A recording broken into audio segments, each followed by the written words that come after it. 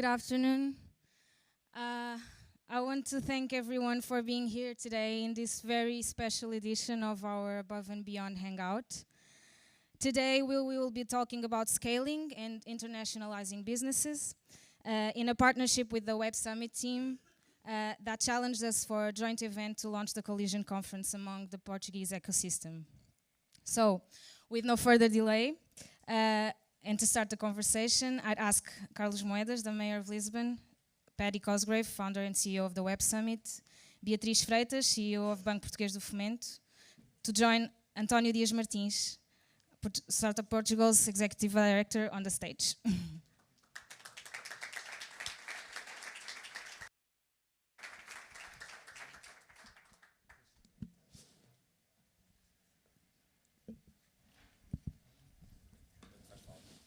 Hello everybody, thank you very much for coming, and a special thanks to our guests today, Paddy Cosgrave, Beatriz Freitas, Carlos Moedas. It's a great pleasure to have you here and to discuss a little bit with you some important issues regarding the international experience and international missions for our startups and the opportunity for scaling up and going abroad. I will start with Carlos Moedas. Hello. And to try to take the elephant out of the room, Carlos, please tell us if Web Summit in Rio is going to be a threat or an opportunity to Lisbon and to the Portuguese ecosystem. Thank you very much. It's a great pleasure to be here. For the ones that are not from Lisbon, welcome to Lisbon. And welcome to this great club called Ferroviário, a club that shows a lot of that effort pays off. I mean, there's a great men and women from this club. And straight to the question, and straight to one thing that I really want to tell you. I mean, I was, from the very first moment in Portugal, really on the team at the time that went to see Paddy. And I've been all along, and I am a big fan of the Web Summit. And the Web Summit has been transformational for our country, not just for Lisbon. I mean, we are very lucky to have the Web Summit in Lisbon.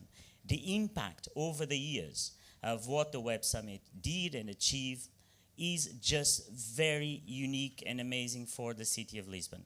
So the partnership with the Web Summit is a long-term relationship, because this is what I want for the city, is that Lisbon is the capital of innovation of Europe.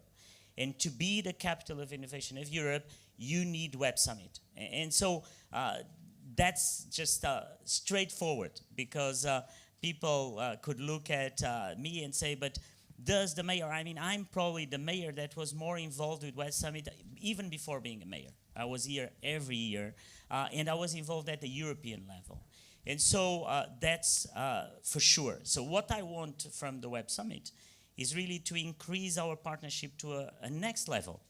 And that's what I've been talking with Paddy and Arthur about that. How can we do more? And so one of the things that we're working together, and it's part of one of the big projects that we have for Lisbon, is to look, if I want Lisbon to be the capital of innovation, I need to focus on scale-ups. I need to focus on get companies to another level.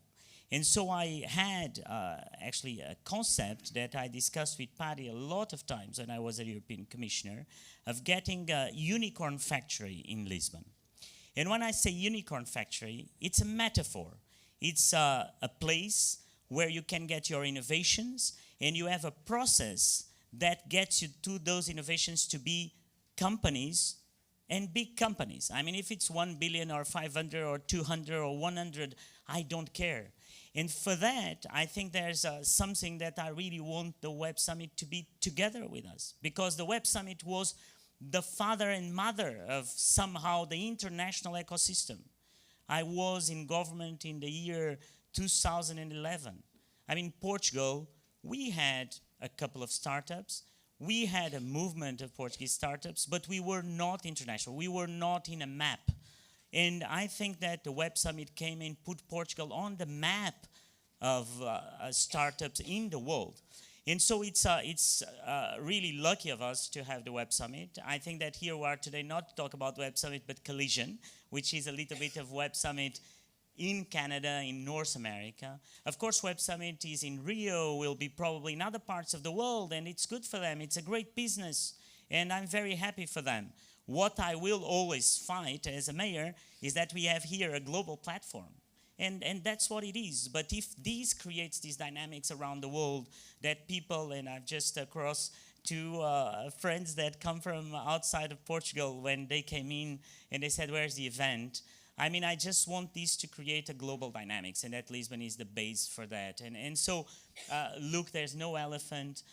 There's absolutely nothing apart from a great partnership. And I think that I wanted to also, because big leaders have also very good people around them. I think that, Paddy, you're super lucky to have someone like Artur.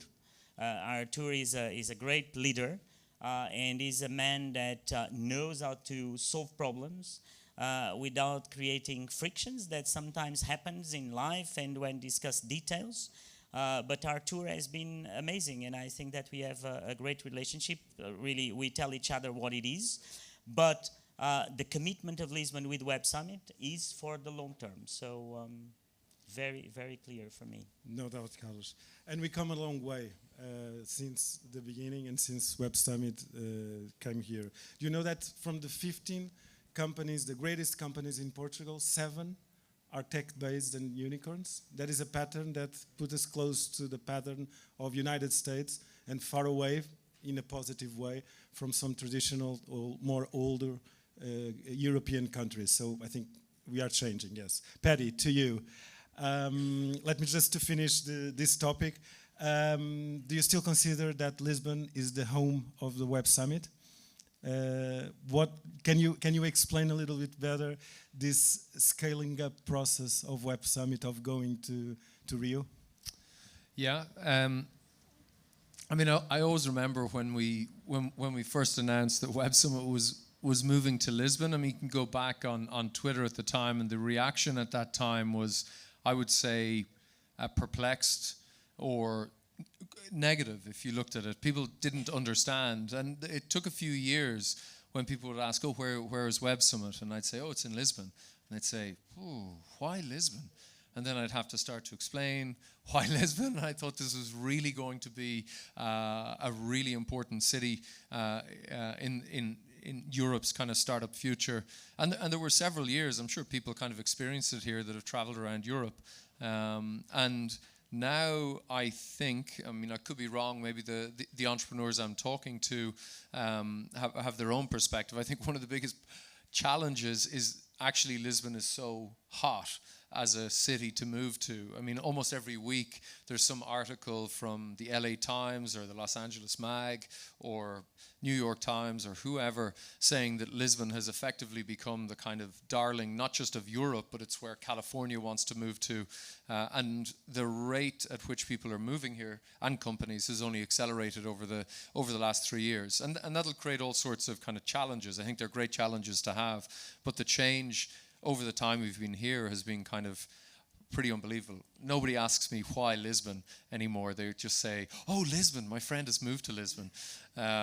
So, yeah, I mean, from our perspective, I'm very inspired by Mobile World Congress or the World Economic Forum. And the model they have pursued over time is they have a global event, an annual event that takes place. And then they run regional events. A number of years ago, we announced that we're doing an event in Tokyo, and I think everybody was very happy, and they thought this would be a great kind of regional event. And then in 2020, we announced we were going to start something in Brazil, and the only 2 cities mentioned were Brasilia and Porto Alegre, and everybody's like, well, that's kind of okay. And then when we announced Rio, I think some people in Portugal were like, oh, fuck, Rio. Lots of people want to go to Rio. But it will always remain, from our perspective, a regional event. And it's an opportunity for us to continue to grow the brand of Web Summit. I think Web Summit is very well known in Europe. It's known among certain groups elsewhere around the world. And the reason we'll do these regional events in Africa and East Asia as well is to increase the participation from these parts of the world that I think are very important. And I think they should be coming to Lisbon in greater numbers. Great. It's certainly an opportunity for Portuguese startups that with this edition of Web Summit in Rio have an additional motivation to go abroad and to scale up. Beatriz, talking about internationalization, you represent Banco Portuguese de Fomento, one of the biggest fund manager in Portugal, a development bank, let's say. What instruments and programs does BPF, Banco Português de Fomento, have to help Portuguese startups to scale up and to their process of internationalization? Hi everybody, thank you for the invite. Yes, we are the biggest investment in the VC in Portugal, and we have partnerships with I think all the VCs, Portuguese VCs and business angels. We have a huge portfolio to launch in the next 2 years. That's why we have a partnership with Startup Portugal, and I am a part of one of the big think tanks that you have about this. We are building for the next semester. I really don't want to announce, but we are building two programs for scale up. I think that is very important, and Portugal has a huge amount. We have 1.3 billion euros to put in the capitalization programs. And capitalization programs, I think they have been seen and heard as just capitalization. Just thinking about more mature companies, but that's not the main. That's not only the main purpose of the program. So yes, we begin with the companies that are affected by COVID. So that's our main purpose until today, and that's our program for the first semester. But we are thinking about doing some new programs, and I think they will be announced in Web Summit for startups and for really early stage. Okay. I think that's very important. We're looking forward to that. Carlos, cities compete with each other for being the best regions for starting up, for entrepreneurship, and for scaling up. We recently saw at your house, the mayor house in Lisbon, Câmara Municipal de Lisboa, a study from Deal Room that puts Madrid and Barcelona in a very good ranking in what relates to European cities that are close to startups and the entrepreneurship ecosystem. How do you think Lisbon can still be a reference when talking about scaling up a business for a startup and for an entrepreneur? So I think that when you look at a European perspective and look at this competition between cities in Europe, you have to look at what are the ingredients that make that difference. And I think that the difference when you look at the US and the EU, so first macro, is basically the difference of the capacity that the US has to scale up their businesses because their VC funds are bigger, because they have more capital than Europe. So there's a European structural problem that has to be solved at the European level of the quantity and the attraction of capital. And VC has been increasing by 150% in just 1 year in Europe, and that's a very good sign. And in Portugal also, there was a good increase, and we see in these first 3 months more than in 2021. And so that's, I think it's okay.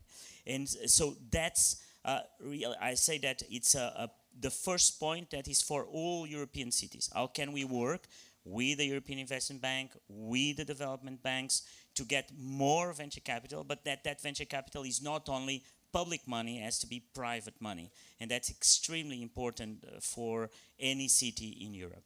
And then cities have to be, today, the place where you have the competition for talent, and I think that Lisbon is very well positioned on that talent base.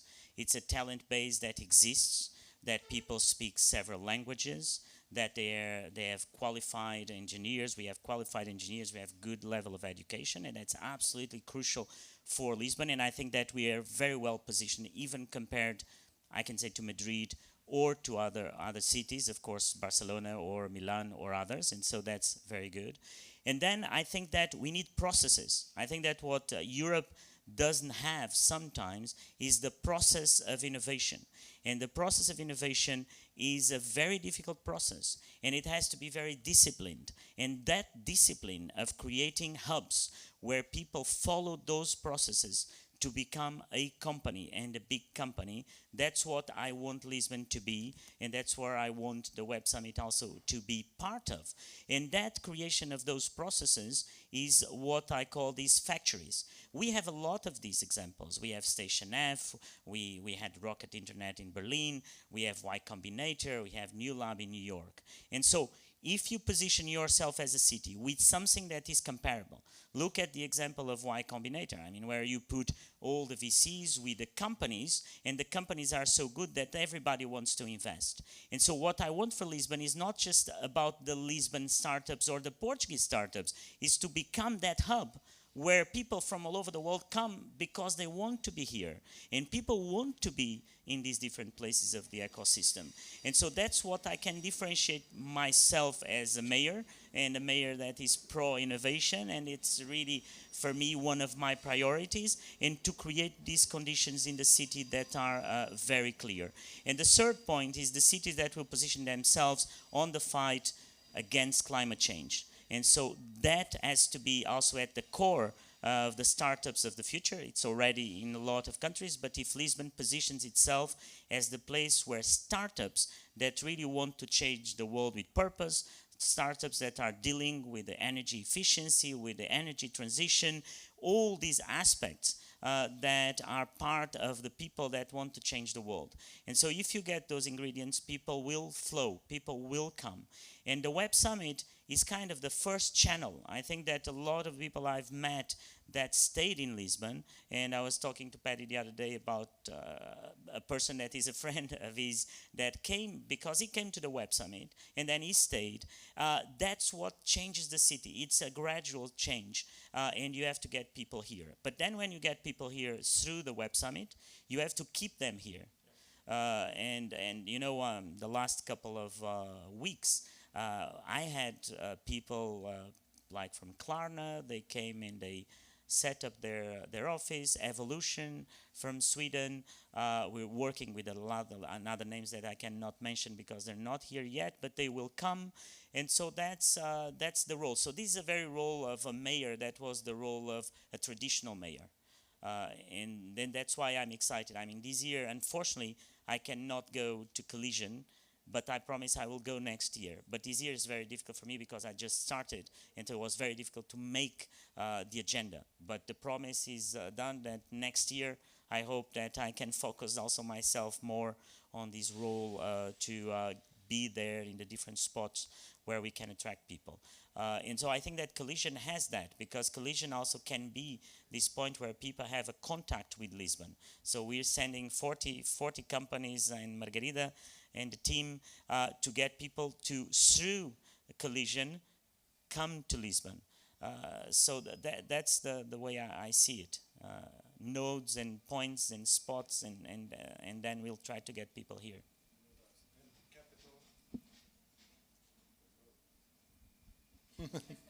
Hello. No doubt, and capital and funding and talent are really two cornerstones and two great important issues for startups when choosing a city and when choosing a country to be at. Paddy, talking about Collision, we started Portugal, and Câmara Municipal de Lisboa are taking this year 40 startups to Collision to exhibit their offers, to connect with investors. Tell us a little bit about Collision. We are launching Collision. How can Collision help these startups, these entrepreneurs to thrive and to grow abroad? Great question. It is. I mean, it's about half the size of Web Summit. There are more exhibitors at the event than Web Summit. But in terms of participants, it's about half the size. You know, from my point of view, I would hope that any of our events are opportunities for companies to meet customers, the investors, journalists. The mix is somewhat different in that the majority of the attendees are from North America. And for lots of companies scaling out of Portugal, their immediate focus is into Spain or into the rest of Europe. And the United States or Canada is not an immediate part of their roadmap. But depending on the companies, for many of them, North America is a very important market.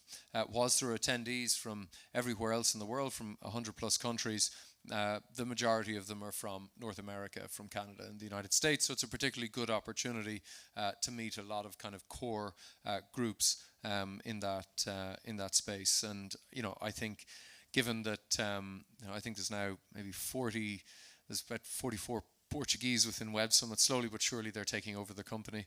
I think any Portuguese startup is going to be particularly well looked after as well. So it should be a great experience, and it's our first time doing an event in Canada because of the way the dates worked with the pandemic since 2019. So a lot of people are just very excited to get back. Great. Beatriz, as an investor, what recommendations, what suggestions would you give to an entrepreneur or a startup that wants to address a new capital partner in an international conference like Collision? I think I will give the same suggestions that I give to my team. It's very important to prepare themselves, to know the program, to follow a sequence, to know who is going to be there, to know the investors, to know where the investors want to invest, because it's very important. We, for BPF, have funds to founding several types of investments. So you have to know the investors. You have to know all the startups that are around you, so in terms your concurrents. But you really need to prepare yourselves. It's very important when you go to an event like Web Summit or Collision to know what is going to happen. Who is going to talk, to address the talks that you really feel that you need to be, because it's not just about investment. I think startups also go to these events to learn, and the network is very important. So prepare, because you spend a lot of money, and to go to these to Web Summit, to Collision, or go to Rio next year or whatever, it's an investment. It's part of the investment that you do in your startup. So it's very important to take something from that. No doubt. We ourselves at Startup Portugal spend months preparing the startups that we take to the Web Summit at our Road to Web Summit program. For those 3 days at the Web Summit, we spend months preparing them. So prepare. What an excellent advice. Carlos, from your previous experience in European Commission, what competitive advantages do you think Portuguese entrepreneurs have when comparing with entrepreneurs from other countries? How did you saw them from outside when you were at these important tasks in the European Commission? It's a very difficult question to answer, because I think there's nothing. A lot of people use these excuses of like, oh, this cultural, and or this country has less entrepreneurs because culturally it's different from others. I don't believe on that. There's incentives, and incentives create the ecosystem for things to happen. And I think that for a long time, Portugal, when I was born and 20 years ago, there was no incentives to be an entrepreneur. It was always against it. I mean, your parents would like you to go to a big company or work for the state. All the system is very difficult. And so there was a transformation that was absolutely fantastic in this country to change the mindset of young people to become entrepreneurs. And I think that was extremely unique, and compared to other countries in Europe, I think that we did an amazing job. Still, I think there's 2 points. One, there's a positive point about the Portuguese entrepreneurs. They are very agile, they are very creative, and that's very good compared to other countries, let's say. But then the preparation, the process, the pain, they sometimes are not yet there. And that's why I come back to this point of the process, that innovation is a process. And so that is something that we have to work much more. And I'm happy that you were both saying, you were talking about preparation. You said we take so much time preparing for the pitch to look an improvisation. Prepare for others think that you're just thinking that on that moment, but no, you did prepare a lot. And that preparation is a preparation when you go to the Road to Web Summit, but it's also the preparation every day of a company to be in a world that you have to prepare everything. You have to see what are your contacts on the VC world, what do you say to them, how do you connect to them, where do you find the best people, and where you get this drive to work every day to get the company going. And I think that looking to Portuguese entrepreneurs, I see a huge potential, because the difficult thing that you have it or you don't, which is creativity, agility. Portuguese entrepreneurs, to my view, they have it. It's kind of a little bit of our DNA as Portuguese, to find solutions where we have to improvise those solutions, and we get around that. But at the same time, we have to work as a country and as Lisbon also a lot on that process. And I think that the Web Summit, and it was very interesting from the very beginning when I came for the first edition, you could see that for the first time, the role also of the Web Summit was that people, the first time they went and they thought, oh, I'm just here and this is great. But then they understood that it was not just go there, and it's not just because you wear a T-shirt that you're cool. And no, there's a lot. I mean, it works a lot. I mean, it works a lot. It's very hard. Paddy's life is very hard. But so there's a lot of work behind all these things. And so that was there was also a role of educating the ecosystem. And so then the other point that it's very important for us is to relocate VCs in Portugal. That VCs, all that people from VCs come and they are at ease in our country, and they understand that we have difficulties, but also other countries have difficulties. That we have bureaucracy, but other countries have also bureaucracy. And so then you can get things going. Paddy, same question to you. I ask you for a quick answer because then we will have some time for one or two questions from the audience and from at home. You connect with startups and entrepreneurs all over the world. Do you see something that distinguish Portuguese-based startups and entrepreneurs? Do you think that they can do better in some aspects when comparing to the others? Humility? Does that make sense? I think Portuguese people are probably too humble. Because I'll sit in these conversations sometimes at dinners, and there'll be a young Portuguese startup, some American investors, and the American investors are like, tell me about your startup. I was like, oh, we're very lucky. We've got a little team. We're making some progress. And the American investors are like, God, is this Portuguese guy depressed? Or girl, it cuts both ways, I mean, so I think there's historically an awful lot of humility and always understating the success that sometimes can be culturally, I think, misinterpreted. But I quite like it, to be honest. I quite like it. So that's my primary observation, but I think it's changing an awful lot because of the contribution of the guys from Beta I, from the example. I think that a lot of Nuno, Sebastião, a lot of the example that a lot of entrepreneurs have set over the last decade, I think, has created a roadmap for others and has also created a network. I will say, the preparation for Web Summit is incredibly important, and I also think that the successful entrepreneurs, execs within Portugal and working for companies around the world are a powerful network now for a younger startup that's looking to meet a particular investor.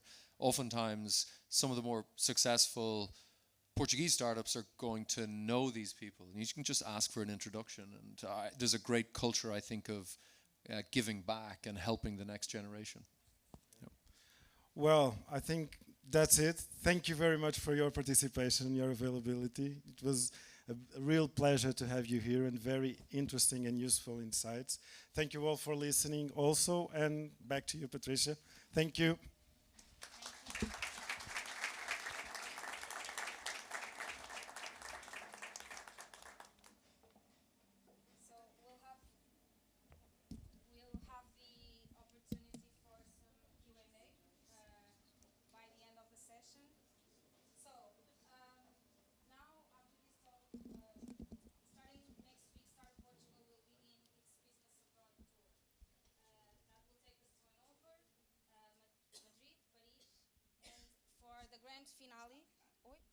Sorry. And for the grand finale show, we will be in Toronto for the Collision Conference with 40 startups, as António said. We're taking around 70 startups in this business abroad. And in this next slot, we'll be listening to the pitches of 3 startups that will participate in this year's expanding initiatives. So, now I want to call Tiago Oliveira from Vawlt to pitch his startup. He will be at Hannover Messe this year. Good luck, Tiago. I don't know if this is working. It is. Nice. It's working. So, hi everyone. Thank you so much for having me here. So, my name is Tiago Oliveira. I am co-founder and CTO of Vawlt, which is a solution that simplifies and secures data storage in multi-cloud and hybrid cloud environments. So, what is Vawlt? Vawlt is a fully software-based solution, which means no specific hardware is required to run it. It is straightforward end-to-end, allowing even non-tech people to configure it and use it, and it is built with data protection in mind. Vawlt technology, Vawlt multi-cloud technology, ensures that all the data can be migrated along all the clouds, okay? So, based on that, our greater value is threefold. First comes the simplicity. Multi-cloud management can be very, very complex, and we turn it very simple, and it is very easy to integrate it with existing and new applications. Second, we optimize the storage, the cost of using multi-cloud storage to store the data, and we also optimize the usage of the resources themselves through our tailored data volumes. Finally, the base of Vawlt is security. Security, we ensure that only the owner of the data has access to the data, and we ensure it brings this new concept of cloud scale fault tolerance, which means that even if a subset of the providers are down or compromised, we are still able to recover the user's data. This means that we do not depend on any single provider to store the data. So, after all, how does this work in practice? Every file placed inside our software agent is automatically encrypted. Then, every encrypted file is broken into several redundant segments, and then each one of those segments are sent directly to a different storage medium, okay, without going through our platform. These storage mediums can be a public cloud, either managed by us or managed by our clients, can be a private cloud, can be an on-prem node, just like a local server, or even a blockchain endpoint, okay? To recover the data, any combination of 2 segments are enough. And as I said before, these, even if one of the clouds are compromised, we will be able to recover the user's data, okay? Furthermore, our software agent comes with ransomware protection built in, which is very important because it's one of the most common attacks nowadays. So, just to wrap up, Vawlt main benefits are about data protection, about independency. We does not need to trust a single provider to store and access our data. It's about cost control and performance optimization. Thank you. I have a question for you. So, what are you looking for at Hannover Messe this year? As the guys before said, I'm looking for making the connections to showcase our product to the industry, to get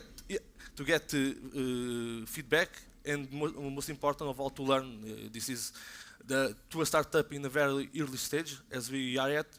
It's very important to learn. Okay, thank you, Tiago. Thank you.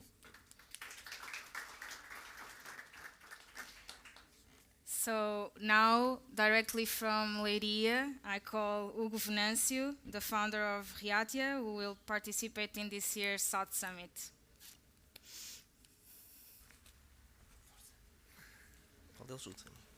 Okay. Hi everyone. Good afternoon. My name is Hugo Venâncio and I'm the founder and CEO of REATIA. Imagine a world of chaos where data is everywhere. Millions of sources, data, different data to explain and show the same thing. The biggest question that we have to do is how to take out the best information from chaos. It's really difficult. So we have a big problem. Data is everywhere. We have millions of data sources all over the internet. We have duplicated.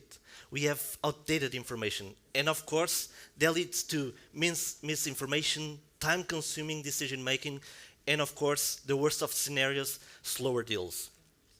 And this is the reality in real estate. We have seen that real estate companies and also companies that work with the real estate data are pursuing digital investment. And their focus are, at least for the last years and for the upcoming years, on improved efficiency and enhanced decision making. And this is where REATIA comes as a solution. So, using AI, we collect information across thousands of different sources every day to create the cleanest and the most complete database of the world. We use proprietary technology to turn this information into knowledge. So, using AI, we create different applications for different kinds of clients. So, for example, I bring you three.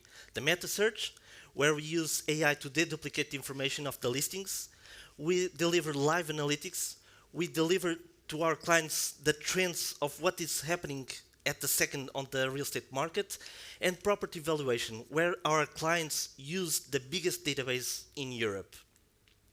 So we have the problem, but what our clients gain using REATIA is real update information, decisions supported by real knowledge, and the best of scenarios, faster and better deals. So let's make a quick example. You are a real estate broker, or you work on a bank, or asset manager, or whatever, and you need to do a diligence regarding this property. After several hours Googling, you found out that this property is being sold by 4 different agencies. Hours and hours of searching online. But if you are a REATIA user and using our technology, computer vision, NLP, and so on, you can, in 2 seconds and a couple of clicks, receive this. So this is a global overview of the market. This property is not being sold by 4 different real estate agencies, but by 12, and with a price range of 12 to 13 million euros. This is the power that REATIA brings to our clients. So we are giving professionals the power of live and transparent data. Regarding REATIA, so we started our company 3 years ago, and we have over 10,000 clients using REATIA every single day. And we are now present in 3 countries. We are started in Portugal, we are also in Spain, and started this month in France. This is where we are, and there is where we want to be. We know what we are doing, and we believe that clean data and transparent database is essential for real estate market. So we are leaders here in Portugal. We are starting to be leaders in Spain, and for sure, we believe that our main goal and our purpose is also to be a reference in Europe. So we are bringing clean data to Europe.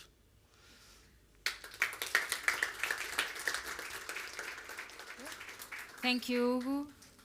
So, what are you expecting for South Summit this year? So, we are expecting to make a lot of connections with several kinds of entities, because it's important for us to be right in the middle of the environment, mostly where we are not as usual. So, yeah, connect, try to show to some entities what we are doing, and move faster our business. So, be faster and better. Okay, thank you. Okay, thank you.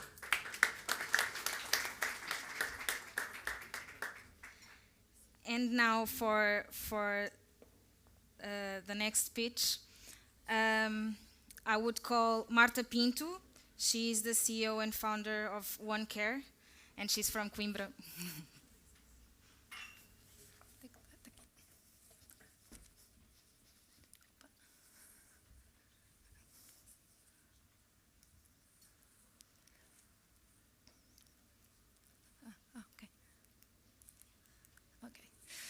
Hello everyone, my name is Marta, I'm a biomedical engineer and I'm CEO of Onecare. I'm really proud to be here today and proud to show what we are doing.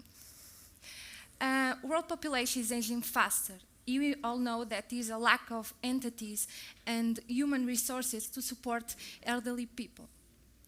We know that nowadays, and even more with COVID-19 pandemic, people wish to stay even more at home and in the community. However, they don't have the right support to be at home, and they neglect the chronic disease management, performing the basic daily tasks. They contribute to their quality of life.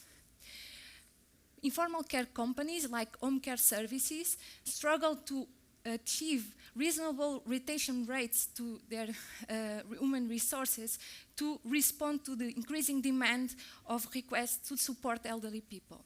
So, with this in mind, we created Onecare Solution. Onecare Solution aims to help home care services to provide the right tools to their customers, elderly people, and help their staff to perform a better care with the help, of course, of technology.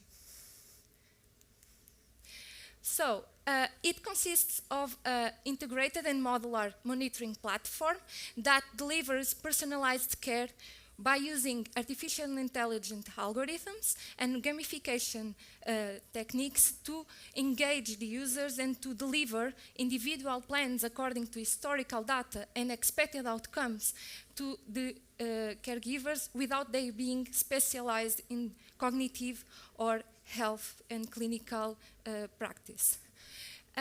We also are agnostic, hardware agnostic, and have interoperability that allow us to easily integrate to third parties. We are happy to help more than 10 home care services last year to reach 450 senior users that can be closer to their caregivers, family members, and friends at home. As I mentioned, majority of our customers are in fact home care services, but we are working with major insurance companies in Portugal to help them to prevent hospitalizations and to help people to recover from surgeries at home. We, since the beginning, work with very well-known universities and research and development centers to help to develop our solution and, of course, validate it. We also belong to some relevant clusters that are helping nowadays to go abroad with the right partners and the right customers, and it is very good to be at these clusters. So, what are our benefits? What we deliver to the caregivers and home care services? We increased, in average, 50% the number of senior people supported by these companies that typically have traditional care models and do not know how to innovate their business, but they have a lot of problems to reach all the requests, as I mentioned before. And we had an impact of their revenues in 20%. So, what about the impact on end users? This is the most, by far, the most rewarding part, and end users recognize our solution is very easy to use. It is the most difficult part to develop solutions for elderly people, and they say, Onecare is my best company. Playing games and being in contact with friends and family makes me feel alive and active. We have already measured the impact on their quality of life, and they report more than 30% of perceived quality of life improved. Now we are beginning our internationalization to United Kingdom, where we have established important and solid partnerships with the scientific partners that help us to design a clinical trial to help us to validate the same benefits we are having in Portugal to the UK market.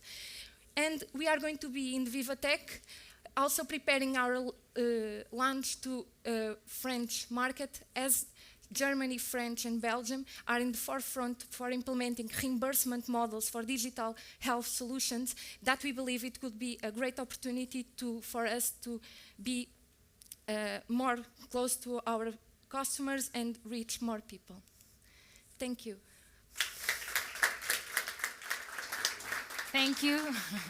So, what are your expectations for Vivatech this year and in the Our French market? expectations for Vivatech is clearly identify the right partners for us to prepare the launch of Onecare next year in France.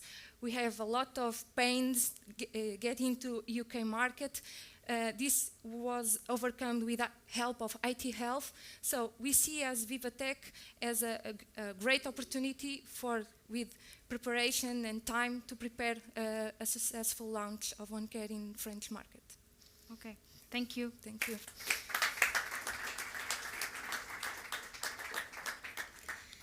So, now for the last round. We're going to talk with Carolina Amorim from EMOTAI, Dulce Guarda from Splink, and Miguel Alves Ribeiro from Shirme, to talk a little bit about what Collision will bring this year and some expectations and suggestions. Hello. Hello. So, Hi. Hello. hello. Thank you all for being here. Thank you. So first I wanted to ask you all to pitch your company in 2 minutes, can you, or less? Sure. I can start. Hi, I'm Carolina. I'm the co-founder and CEO at EMOTAI. EMOTAI boosts human performance using neurotechnology. We developed a headband, a headpiece, that measures your brainwaves, heart rate, and body movements so we can understand how you're feeling. And based on this information, we can tell how you can improve your performance. So we can tell if you're focused, stressed, and then we provide you exercises that help you improve. And we started in the professional athletes market. So we've worked with esports teams. We then also started working with motorsports teams from Formula 1 to Formula E. And now we are bringing this technology into the workplace market. We've done several pilots, we have several papers published, but overall we can help in the workplace reduce anxiety by 33%, reduce the risk of burnout by 20%, and we can help increase sleep quality and productivity by 56%, all of this in just 2 weeks. So if you're interested for your company, let me know. I want to know more. Hello, my name is Dulce. I'm one of the founders and CGO of Splink. You might know us as MyLads, so previous MyLads, now we just changed the name. And we do collectibles. In this case, they are mini jerseys with all the details from the football clubs, and they are connected with AR technology, so we can get the users to see and to enjoy exclusive experiences like visiting all the private areas of the stadium, taking pictures with the players, so everything that the fans love to do with their teams, we can help them achieve that by using AR technology connected to our collectibles. Behind what we are doing, of course, is reading all the data, so we can understand the consumer behind it, the behavior, because the clubs, they only know, for the paying memberships, they only know the name, email, date of birth, and they don't do a lot even with those data. So we are understanding all in terms of how much time do they spend with each player, which player do they prefer to take pictures, for instance, the most, inside the stadium, which areas do they prefer, where are they looking at? They are looking at the sky when they are, for instance, looking at the pitch of AR, or they are looking at the grass, the seats, so we can, of course, then install advertising pixels, for instance. So basically this is it. So right now we are with already a lot of international clubs and all the national teams here in Portugal, and we are starting to develop this technology also for other sports market. Yeah, we'll talk about it later. Yeah. Okay, Miguel. So thank you for inviting me. My name is Miguel Ribeiro. I'm founder and CEO of Shirme. Shirme is a booking and payments platform for beauty and wellness services based with the Wallet ecosystem. The Wallet ecosystem has 3 verticals of business. Cashback system, so each time that you book, you get cashback back in the wallet. You have a vertical of brand top-ups, so we have brands that top up the wallet for our community, like Unibanco. We have a partnership with Glovo, MBWay, so and other companies.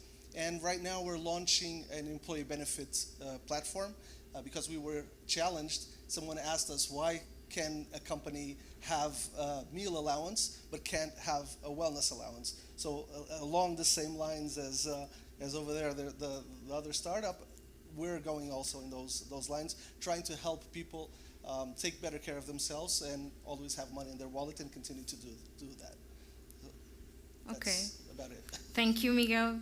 So I actually wanted to start with you. You recently expanded to Spain and Brazil with Shirme. What do you feel are the greatest pain points for a startup in a growth stage?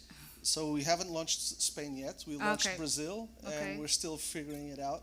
I think the biggest challenge, we don't have a lot of challenges because we've done this before. In prior projects, we've launched 13 different markets, so it's easier for us. But the biggest challenges that we have is cultural differences, because I think we are a marketplace, so we deal with a lot of people, with communities, so that is the biggest difference that we have. Also, or the difficulty that we have. Also, the second thing that right now we're facing that problem is bureaucracy in opening the company in different markets, and then as we receive payments, we also have to do bank transfers from one country to the other. So those are the bureaucracies that we are feeling today. The limitation, we're going global, but there are still some organizations that are still very local, and that brings some challenges that we have to overcome, but that's the biggest problems that we're facing at this point. How do you feel that conferences like this or networking can help you pass through these kinds of challenges? So I think they're key. So a Portuguese entrepreneur or startup, when it starts in Portugal, the first thing that we have in mind is how can we expand and go global. So having these conferences and having access to other markets and other influencers, mentors and all that can open a lot of doors. And even they can tell us different ways to run our business or to try out what we haven't thought before. So I think it opens a lot of doors. It exposes Portugal, that is very small, to a huge audience, and I think that's key for us. Okay. Dulce, your startup got a 7.6, did I say it right? million euro fund round last year. So what are your goals for this year?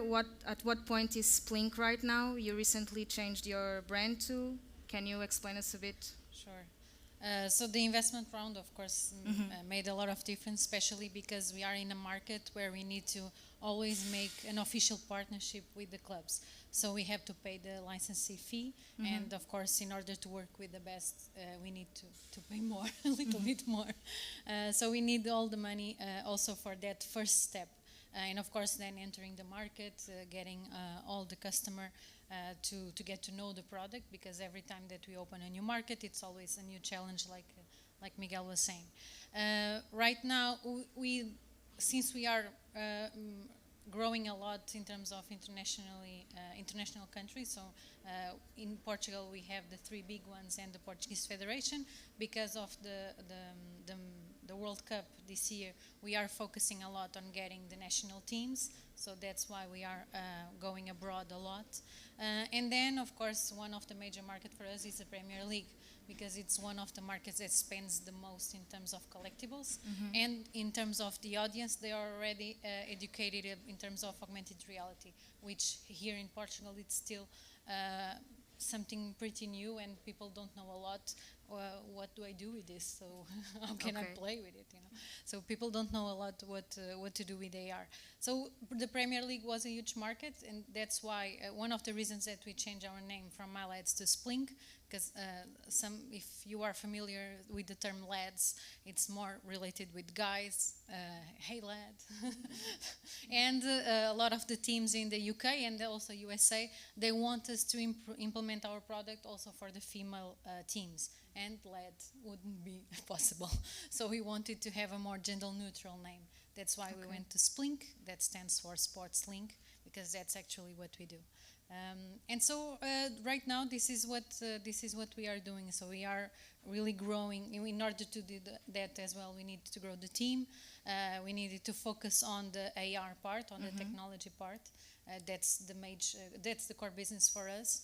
And right now we are getting a lot of attention, especially in the UK market, because we are doing that effort to get there. Okay, so the North American market is also important for you. So what are you expecting of Collision this year?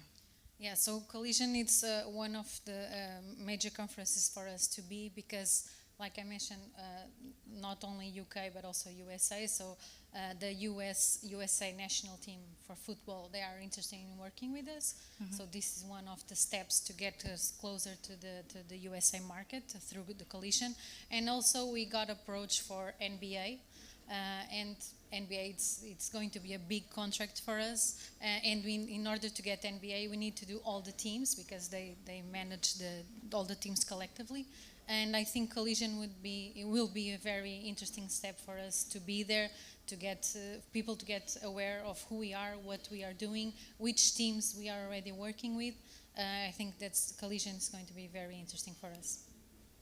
Okay, and now Carolina, you were in the last edition of Collision, the one that happened in person, like in real life, as we miss so much. So what was your major takeaway from the conference, and what difference do you think it made for EMOTAI's growth? So in terms of takeaway, I noticed, first of all, it's a little bit smaller than Web Summit, which can also be nice. There's less people, sometimes there's a little bit less noise, it's easier to spread the word about your company. But one of the things that we learned the most was there were some investors there that was very specific to esports. So we found a lot of investors there, specifically in the US and Canada, that were specific to esports, and we learned a lot from them. We learned that maybe starting with professional teams wasn't the right place. Maybe we should start with the collegiate teams. So just like you have like the baseball teams are there for the universities only, you have the same for esports only, and they have funding and things like that, they have sponsors, so maybe it would make more sense to be like a step up and start with these smaller teams. So that's something that was very valuable to us, and we did end up working with some of those teams that we managed to meet there. So it was a very nice difference from Europe and Portugal specifically, where esports teams are quite small in comparison, especially in terms of budget. So it was very interesting to learn that side on the US and Canada, of course, because they had them as well. Okay, okay. And now for the three of you, I want to ask, like, if you are being a startup that is scaling and growing, what tips do you have for other founders who are or are going to be in the same process in the future? Can you start? Yes, I can. So I think it's always difficult to be an entrepreneur, and especially with times that are today, wars and COVID and all that. I think you have to be very, very resilient and grab onto all these opportunities that we have to talk to more people and expose our product to more people and all that. And it's especially harder today to, thank you. It's especially harder today to get face-to-face with investors. I think it's great for us to do Zooms, and we do Zoom with everyone and Hangouts and all that, but I really do believe that it's completely different when you do it face-to-face. So getting into these kinds of events, exposing yourself, going after the right investors, I think it's key for us to grow and scale faster, because we need money or we need gas in the tank so we can push on the pedal faster. So I think that's one of the things that we need to scale faster. And the other thing is that also we get a lot of advice, a lot of other perspective of our business from different geographies that also are very important for us. Because sometimes we're limited to Europe or to the markets that we're looking into, and a different perspective from someone that has a bigger market, more experience, or a different way of seeing, I think is also always a great value add. Okay. Well, adding to what Miguel is saying, I think two things are very important in order to scale up. Focus.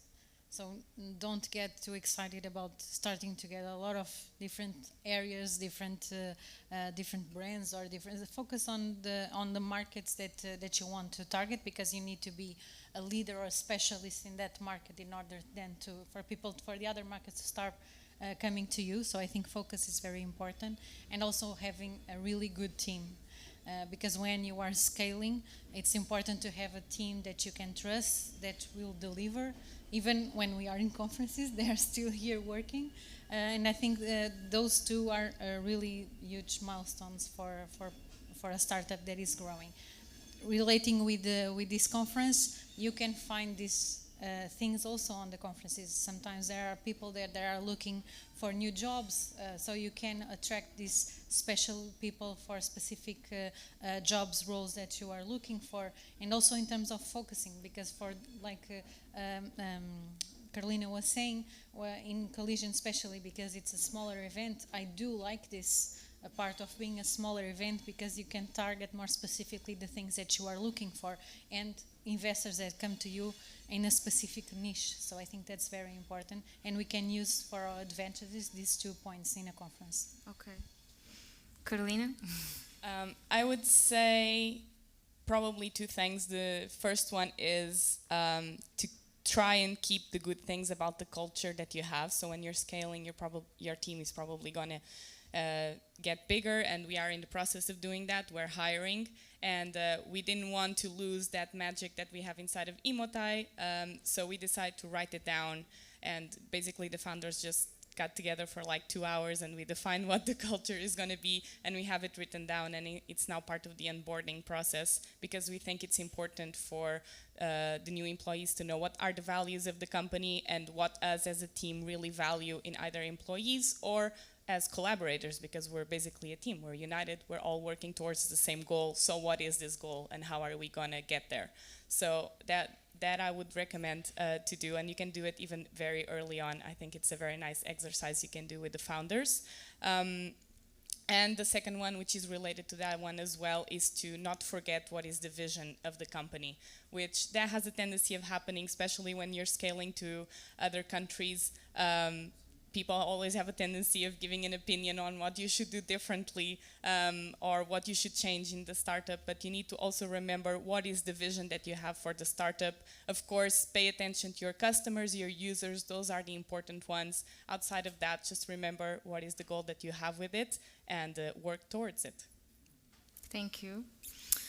Okay, so now it's time to open for some questions. Does anyone in the room have questions for our founders? Oh, wow. Shy. We were very clear. I don't know if it's... Are you being shy, or do you really want a beer? I don't know. Not sure. Okay, so no questions? Okay, so... You can add us on LinkedIn and then... Yes, we can talk upstairs then. Okay. So thank you so much to you guys for being here today in this special edition. I also want to thank everyone who's at home or at the office watching us, and to everyone, to our last panel and the startups that were pitching here today. And please meet us upstairs now for a drink. I want to remind you that our next hangout will be not on a Wednesday but on a Thursday. Okay, so in the last Thursday of June, and we'll talk a little bit about blue economy. Okay, so stay tuned to know more about this next edition. Okay, thank you.